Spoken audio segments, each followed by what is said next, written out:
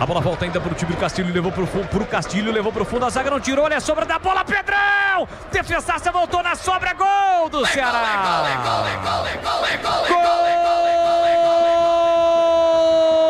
Gol do Ceará!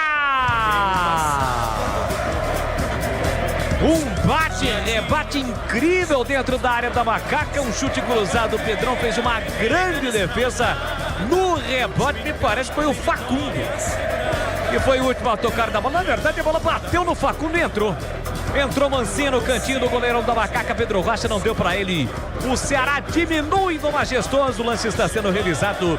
23 segundo tempo está registrado. Facundo Castro, o argentino, diminui para o Ceará. 1 para o Ceará, 3 para a Macaca, não deu para o Pedro Rocha. E o detalhe do gol, Vladimir.